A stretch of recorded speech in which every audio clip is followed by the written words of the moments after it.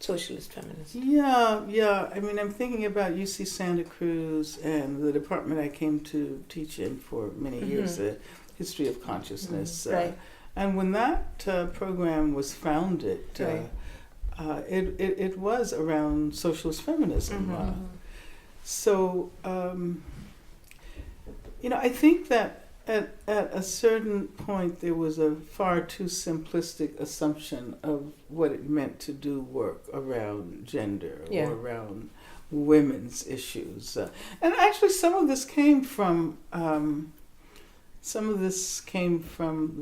communist framework as well. The woman question, right? Which is how I came to it. Yeah. And I had to figure out, how to sort of extricate myself from that framework without leaving behind what was productive and what was important. But I think as women's studies came to be institutionalized, it gave rise to a whole strain of literature that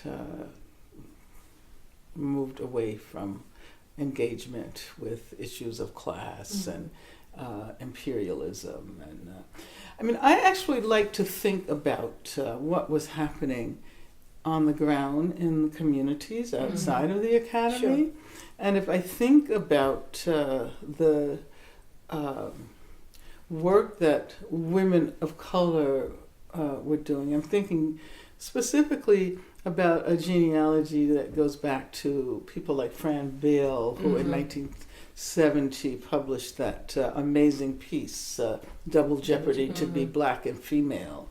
Right. And then the Third World Women's Alliance that developed this framework, which was the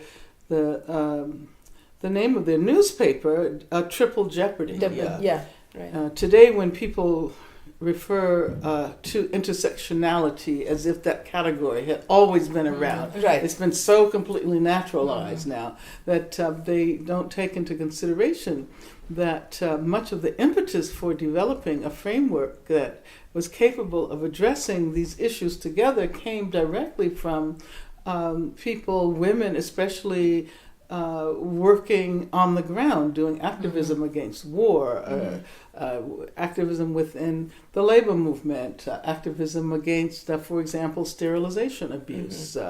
And so Triple Jeopardy, which was the name of the newspaper, referred to racism, capital, well, how was it?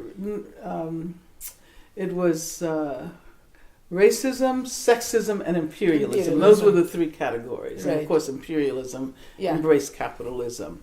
So, it's interesting because I